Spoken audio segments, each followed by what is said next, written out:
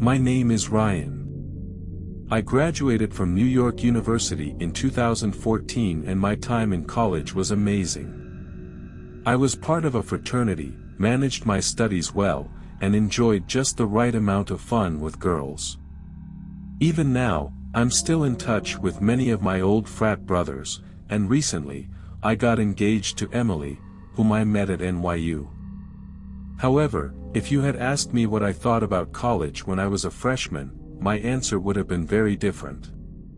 What I'm about to tell you is one of the main reasons I was never too ambitious in high school.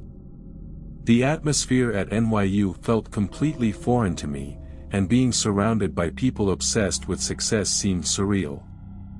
I was immediately swept up in the whirlwind of career planning and future building, as if, at 18, I was already supposed to know what I'd be doing for the next 30 years.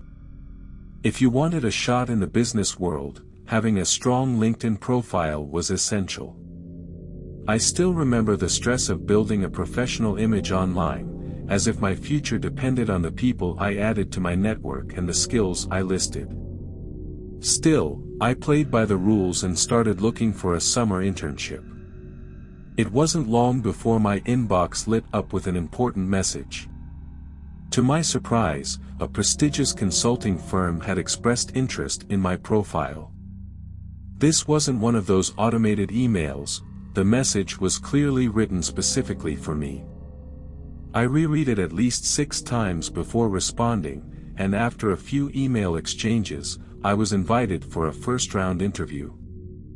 I spent hours researching the company and preparing for every possible question. Soon, I received a message from someone named Marcus Ellison. I'll never forget that name. He introduced himself as my interviewer, and the first thing I did was look him up. But my excitement quickly turned into confusion. I searched for him on LinkedIn, hoping to find his profile, but there was nothing. No sign of his career, no social media, nothing. I figured he was just a very private person and let it go. Marcus and I set up a meeting, and he sent me the address of the interview location. When I looked it up on my phone, I saw it was a small diner in Brooklyn. That threw me off. Why not hold the interview at NYU? There were dozens of places suitable for a business meeting. But the address seemed legit, so I didn't think too much about it. The day before the interview, I told my friend Jake everything. He also thought it was weird and said the whole thing seemed off. I agreed, but I decided to go anyway. This opportunity was too big to pass up. When I told him I was planning to take a cab, Jake offered to drive me since he had nothing else to do. I accepted his offer, not knowing that decision might have saved my life. It was 4 p.m. the next day when Jake pulled up outside my dorm. I won't lie, I was really nervous. It was one of my first interviews. I got in the car, and we drove off. After about 20 minutes, I told him to drop me off a block away. I didn't want to be seen arriving with a friend. I thanked him, and he offered to wait for me. I asked if he was sure, and he just smiled, pulling a pack of cigarettes from the glove compartment. I laughed, shut the door, and headed toward the location. I walked for a few minutes until I reached the address, but then I froze. There was no diner in front of me. Instead, I was standing in front of an abandoned warehouse. The area was deserted, the buildings around me looked closed or unused. Confused, I checked my phone again to confirm the address. It was correct. It seemed like this part of town had recently been shut down, maybe so recently that Google Maps hadn't updated it yet. I was about to call Jake when a deep voice called out behind me, "Ryan." I spun around and saw an incredibly tall man dressed in an expensive black suit. I felt relieved, convinced this wasn't a setup. He looked authoritative but completely out of place in such a rundown area. Next to him was a sleek black sedan. The man approached me, looking puzzled. We shook hands, and I asked him about the diner. He seemed as surprised as I was. He frowned and touched his chin. "You know what? Let's find another place. Hop in," he said, motioning toward the car. Then, turning back with a smile, he added, "Up front, of course." He got into the driver's seat and closed the door. I hesitated, then walked around the car to take a look inside. I expected to see leather seats, but what I actually saw made my blood run cold. Lying on the floor, hidden in the shadows, was a man holding a long, metallic object. Panic hit me instantly. It was a trap. I turned and ran as fast as I could. I heard the man call my name, but I didn't dare look back. Then, I heard the one sound I feared the most, the car's engine roaring to life. I risked a quick glance over my shoulder. The sedan was turning in my direction. I had to think fast. There was no way I could outrun a car, and there wasn't much space to escape, just a maze of streets. My heart pounded. When I reached an intersection, I had to choose, left or right. My instincts made the decision before my brain could. I dashed across the street and into a narrow alleyway. I knew I had only a few seconds of lead time. By some miracle, I spotted a fire escape low enough to reach. With every ounce of strength, I jumped and grabbed onto the metal bars. I was never great at pull-ups, but adrenaline gave me the power to climb. The car turned the corner and stopped beneath me. I couldn't see the driver, but I knew he was watching. Then, without warning, the car sped off and disappeared. I stayed still, breathing heavily. With trembling hands, I called Jake and screamed into the phone about what had just happened. I didn't move from the fire escape until he arrived. I got into his car, and we drove away in silence. I never talked about it again, not even with Jake. But there are moments, like now, when I can't help but remember every single detail of that day.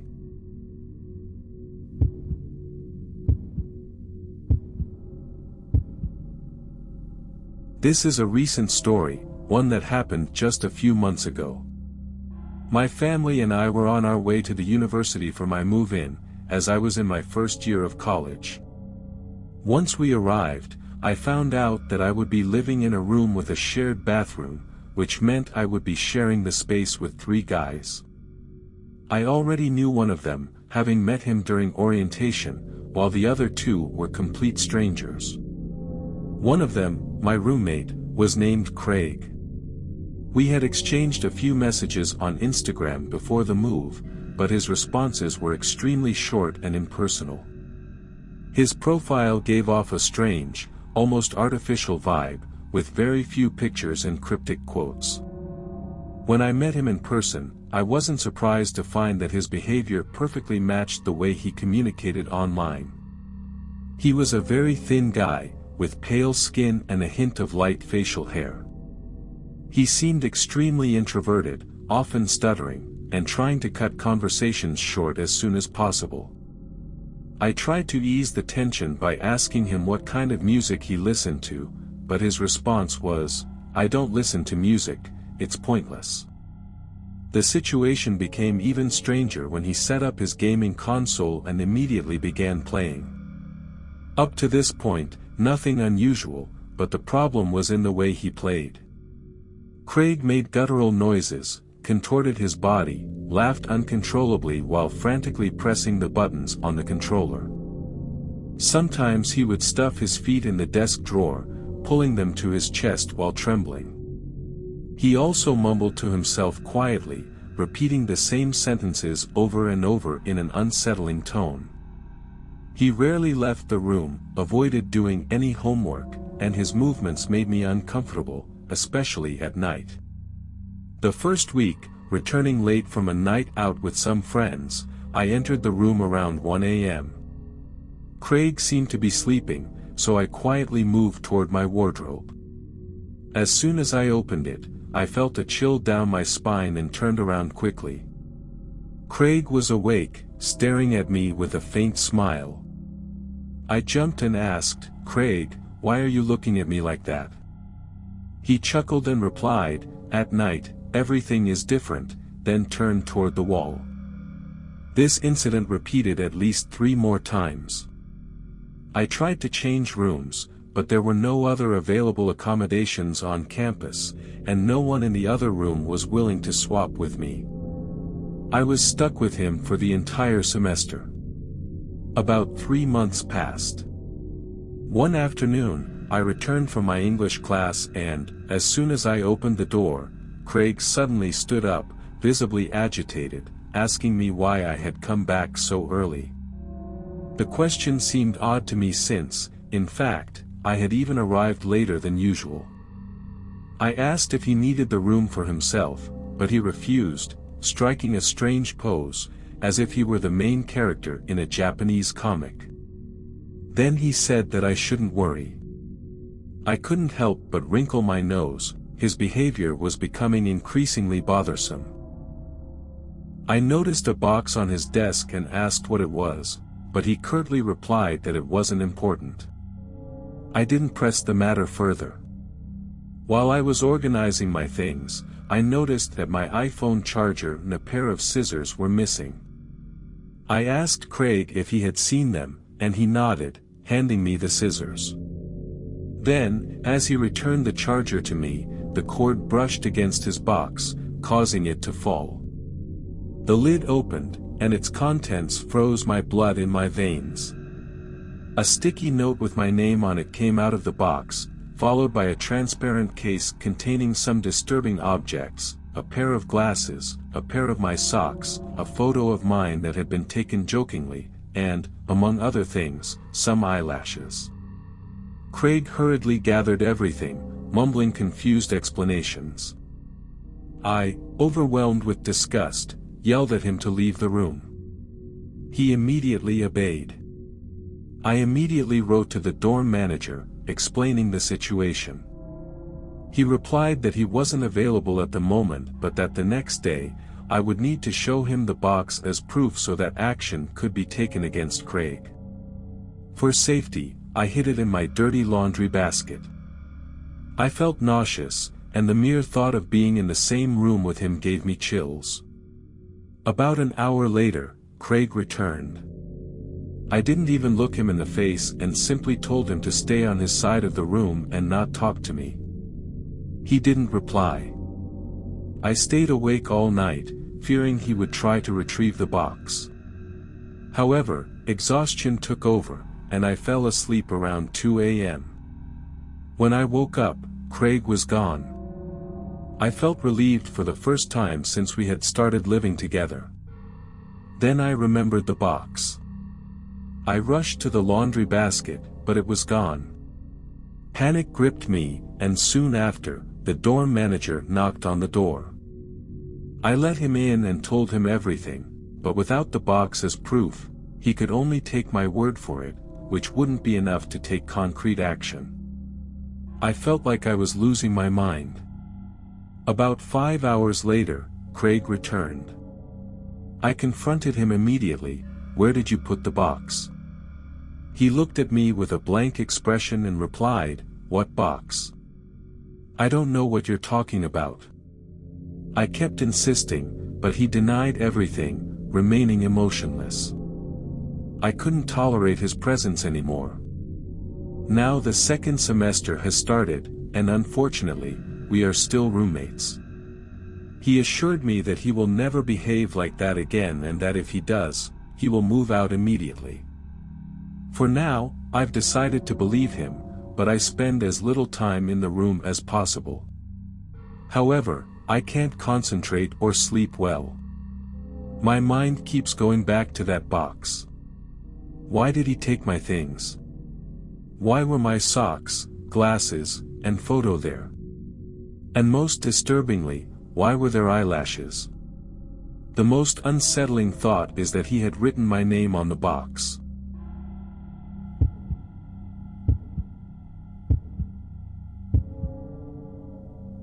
It was my first year of college, in 2018. Now I'm a graduate, but I often think back to that night, especially during Halloween week. My university was known for its wild parties, and the fraternity-organized events were legendary. Every night there was a themed event, and even the bars required a costume to get in. It was a mix of alcohol, blaring music, lurking police, and unforgettable memories.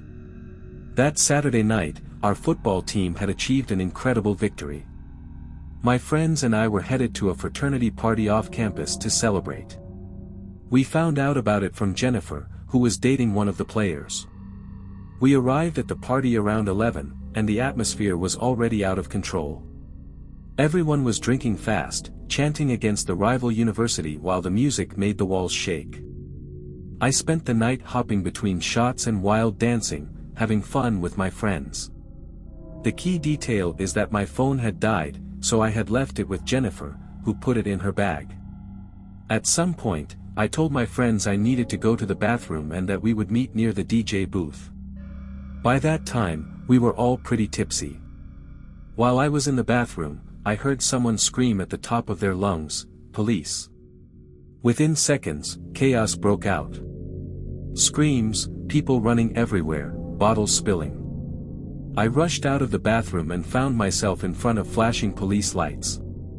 Some officers were talking to fraternity members, while others were trying to block fleeing underage drinkers. In that state of confusion, I realized I didn't have my phone. I started shouting for my friends, but the crowd was too dense.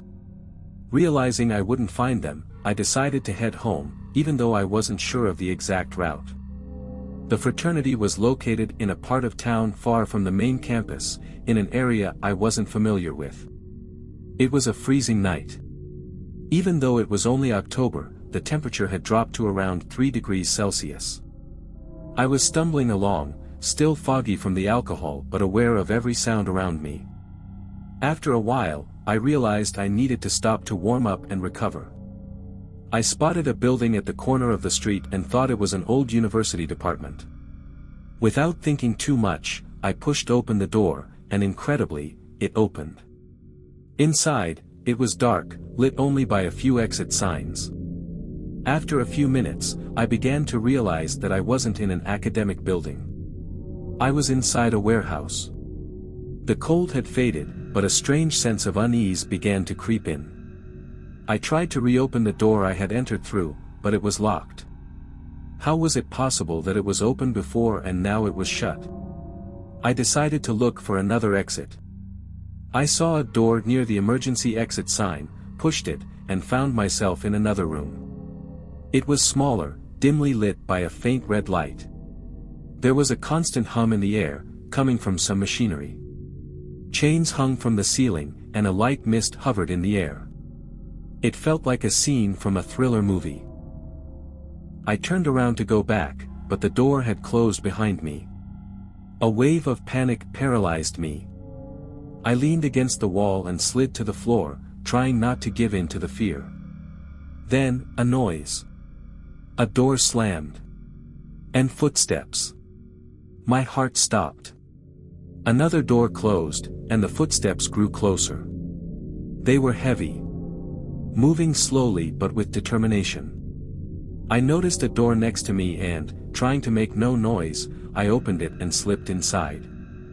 I found myself walking among the hanging chains and steam.